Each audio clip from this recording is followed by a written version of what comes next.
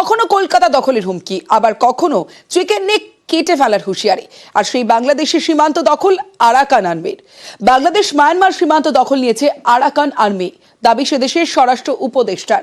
আর এতেই রক্তচাপ বেড়েছে ঢাকার। আমাদের সাথে যে মিয়ানমারের যে বর্ডারটা ছিল, এটা পুরাটা এখন আরাকান আর্মির দখলে চলে গেছে।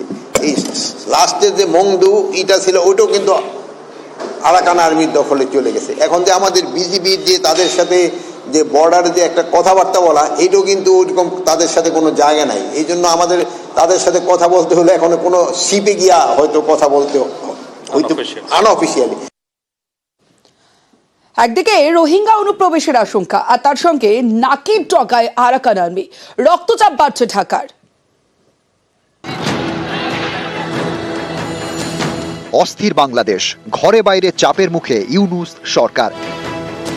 এই পরিস্থিতিতে বাংলাদেশের ঘাড়ের কাছে নিঃশ্বাস ফেলছে মায়ানমারের বিক্ষুব্ধ আরাকান আর্মি। এর পাশাপাশি বাংলাদেশে বিপুল সংখ্যায় রোহিঙ্গা অনুপ্রবেশেরও আশঙ্কা। 37,000 রোহিঙ্গা আরাকান আর্মি জড়ো করে রেখেছে, উদ্দেশ্য একটা বাংলাদেশে পুষিন করা। এই মুহূর্তে বাংলাদেশে উচিত হবে একজনও রোহিঙ্গা যেন প্রবেশ করতে না পারে। দরকার হয় শত শত রোহিঙ্গাকে গুলি করে হত্যা করা। এটার সময়, এটা হলো সময়ের দাবি, কারণ আমরা একটা গরিব দেশ। একদিকে রোহিঙ্গা অনুপ্রবেশের আশঙ্কা, অন্যদিকে বাংলাদেশের নাকের ডগায় আরাকান আর্মি।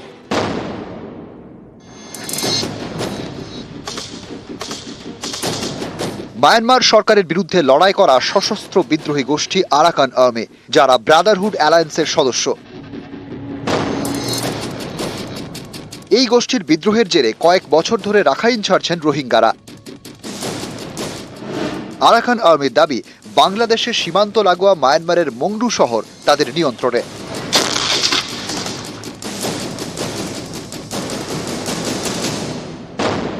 নাফ নদীর একদিকে মায়ানমারের রাখাইন প্রদেশ, অন্যদিকে বাংলাদেশ। এই রাখাইনের মংডু শহর আরাকান আর্মির নিয়ন্ত্রণে চলে আসতেই রক্তচাপ বাড়ছে বাংলাদেশের। কারণ মংডু দখল হয়ে যাওয়া মানে বাংলাদেশের নাকের ডগায় 271 কিলোমিটার এলাকা আরাকান আর্মির নিয়ন্ত্রণে। মংডু শহরের নিয়ন্ত্রণ নেওয়ার পর নাফ নদীর মায়ানমারের অংশে অনির্দিষ্টকালের জন্য নৌ চলাচলের নিষেধাজ্ঞা জারি করে আরাকান আর্মি। এতেও বাংলাদেশের উপর চাপ বেড়েছে, তাই নাফ নদীর বাংলাদেশের অংশে টহলদারি জোরদার করা হয়েছে। বাংলাদেশের অনেকেরই দাবি, এই আরাকান আর্মি তাদের দেশের বিভিন্ন জায়গা দখল করতে চায়। তাই আরাকান আর্মি নিয়ে উদ্বিগ্ন ঢাকা, কারণ মায়ানমারের যে সীমান্ত এলাকা আরাকান আর্মি দখল করেছে বলে দাবি, সেই মংডু থেকে মাত্র 103 কিলোমিটার দূরে বাংলাদেশের কক্সবাজার, আর কক্সবাজার থেকে 145 কিলোমিটার দূরে চট্টগ্রাম। বাংলাদেশের পর্যটন শিল্প, বাণিজ্য সহ নিরাপত্তার মতো গুরুত্বপূর্ণ বিষয় কক্সবাজার এবং চট্টগ্রাম এই দুই জায়গার সঙ্গে জড়িত।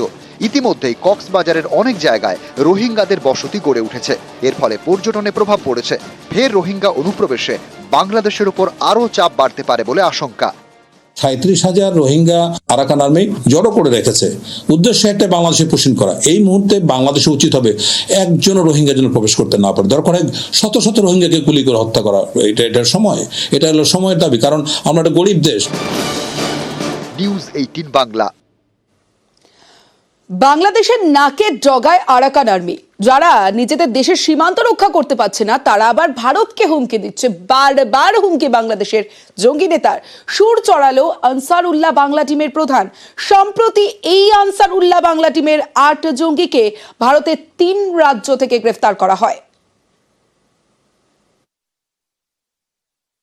ভারতকে সাবধান করে দিচ্ছি, বাংলাদেশের দিকে খবরদার কুনজর দিবে না।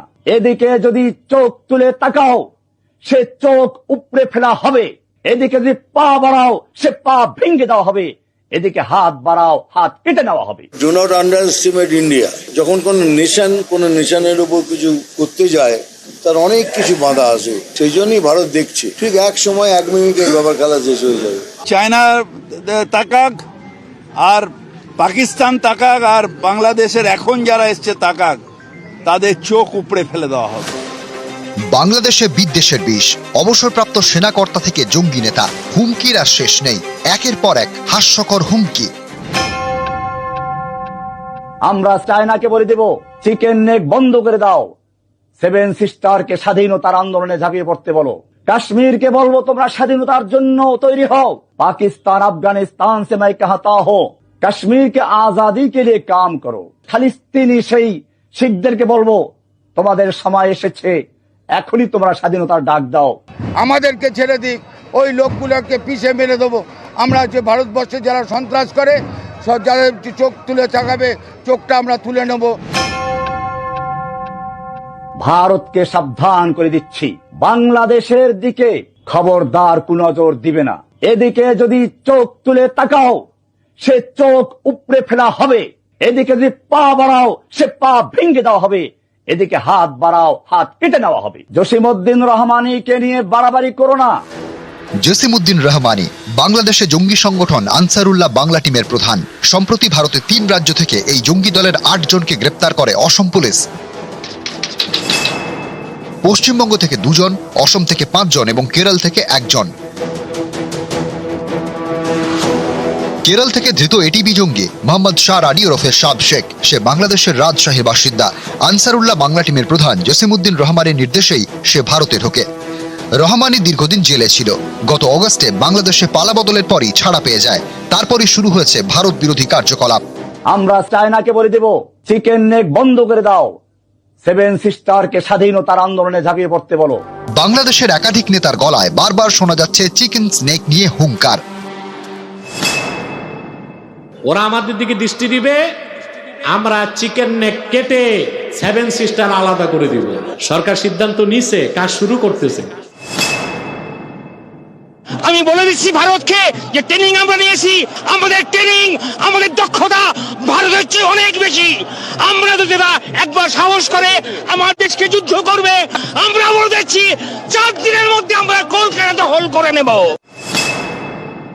মোদী সাহেবকে বলবো বাংলাদেশের বিরুদ্ধে অবস্থান গ্রহণ করেন না। বাংলাদেশের সাথে পাঙ্গা দিলে এটা খুব কস্টলি হবে। অ্যাটম বোমার ভয় দেখায়েন না, নিউক্লিয়ারের ভয় দেখায়েন না। আমাদের অনেক বন্ধু রাষ্ট্র আছে যাদের কাছে নিউক্লিয়ার বোম আছে এবং তারা দিতে রাজি আছে। সুতরাং আপনি ব্যবহার করবেন, আমরা এখানে কলা চষবো, এটা হবে না।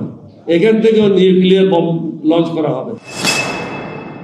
আমাদের দিকে সাম্প্রদায়িক সম্প্রীতি নষ্টের জন্য যদি আন্দোলন করেন, বলে রাখি সেই আন্দোলন কিন্তু আমরা কেটে দেব। রাফেল বিমানের ভয় দেখায়, আরে ভাই আছে কয়টা রাফেল বিমান? রাফেল বিমান নাকি বাংলাদেশে আসলে আমরা নাকি টয়লেট করে, তাহলে বোঝেন আমাদের টয়লেট করতে রাফেল বিমান লাগে। নিউজ 18 বাংলা।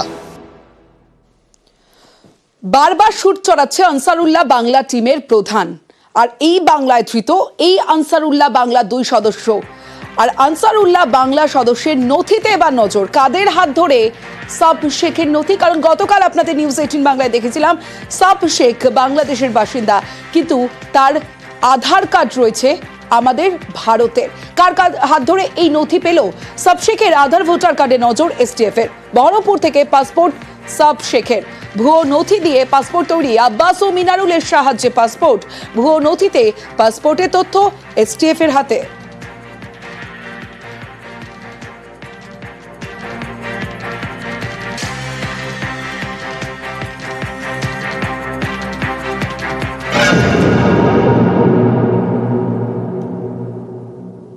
অশান্ত বাংলাদেশ, এই বাংলাদেশে আজকের ছবিটা আরো ভয়াবহ।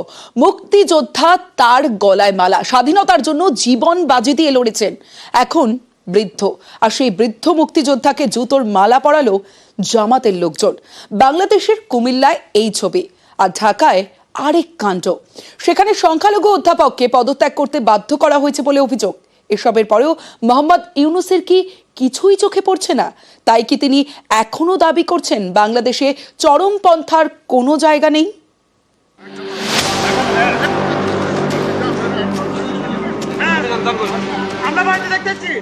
জুতোর মালা পরিয়ে বৃদ্ধকে হেনস্থা, এ ছবি আজকের বাংলাদেশের। এই বৃদ্ধের অপরাধ, তিনি মুক্তিযোদ্ধা, বাংলাদেশের স্বাধীনতার জন্য লড়াই করেছিলেন, তারপর আওয়ামী লীগে যোগ দেন। তাই ৭৮ বছরের বৃদ্ধ মুক্তিযোদ্ধাকে শাস্তি দিল জামাতের মাতব্বররা জুতোর মালা পরিয়ে।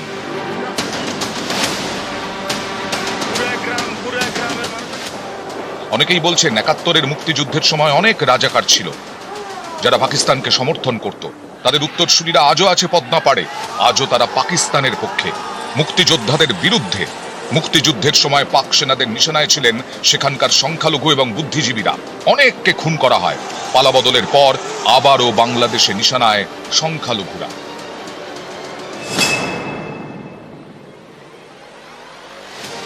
বাংলাদেশের সংখ্যালঘু অধ্যাপকরাও সেখানকার কট্টরপন্থীদের নিশানায়। শনিবার ইস্তফা দেন ঢাকার প্রাইম এশিয়া ইউনিভার্সিটির অধ্যাপক শুভময় দত্ত। ইউনিভার্সিটির প্রো ভিসি ছিলেন তিনি। অভিযোগ, কট্টরপন্থীদের চাপেই তিনি ইস্তফা দিতে বাধ্য হয়েছেন।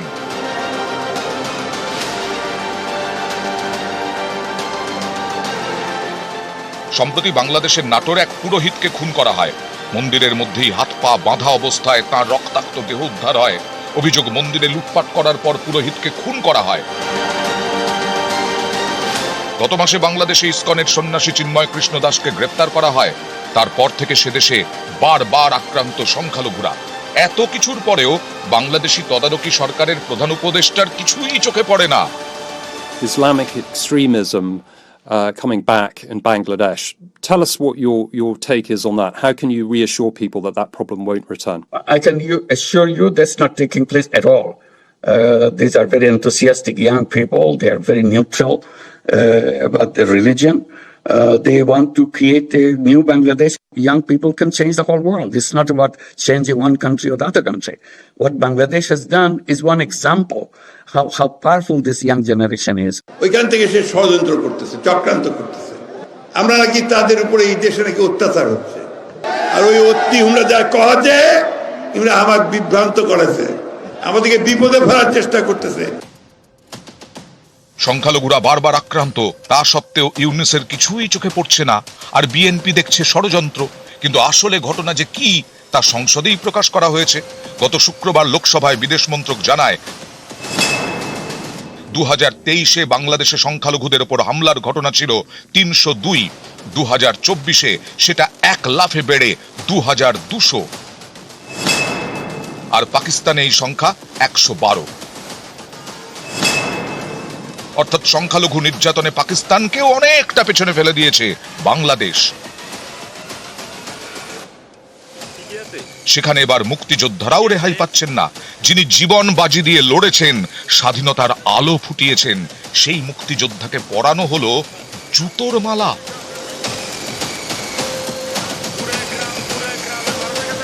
নিউজ 18 বাংলা। অশান্ত বাংলাদেশ, সেই বাংলাদেশে পদত্যাগ করতে হচ্ছে প্রিন্সিপালকে। অন্যদিকে যে ছবি আমরা দেখলাম, যে মুক্তিযোদ্ধার গলায় মালা, ক্ষমতা থাকুক বা না থাকুক, পদ্মাপাড়ে থামছেই না ফাঁকা বলির ফুলঝুরি। এবার ভারত থেকে ব্যান্ডউইথ আমদানিতে বিধিনিষেধ। 50% ব্যান্ডউইথ আমদানির মাত্রা বাঁধল বাংলাদেশ টেলিকম সংস্থা। আমরা একটা ওভার ডিপেন্ডেন্স তৈরি হয়ে যাচ্ছে। অতি নির্ভরশীলতা একদিকে যদি তৈরি হয়ে যায়, এটা ইন্ডাস্ট্রির জন্য ভালো না, রিডান্ডেন্সির জন্য ভালো না। ওই জন্য আমরা প্রস্তাব পাঠিয়েছি সরকারের কাছে। আমার আইএইচি যারা আছেন, যারা সার্ভিসটা ব্যান্ডউইথটা নেন, ওনারা তাদের যে টোটাল ব্যান্ডউইথ আছে সেই ব্যান্ডউইথের 50%-এর বেশি টেরেস্ট্রিয়াল থেকে নিতে পারবেন না।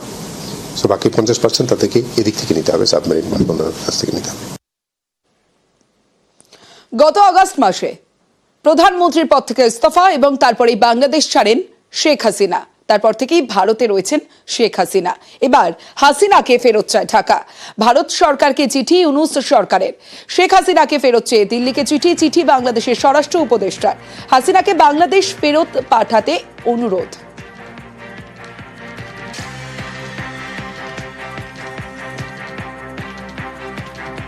আমাদের চিঠি অলরেডি চলে গেছে ওনার এক্সট্রাডিশন করার জন্য। এটা প্রক্রিয়াধীন আছে। আমাদের সাথে তো ওনাদের এক্সট্রাডিশন ট্রিটি একটা আছেই, ওই প্রক্রিয়া হবে, ওই চুক্তি অনুযায়ী হবে।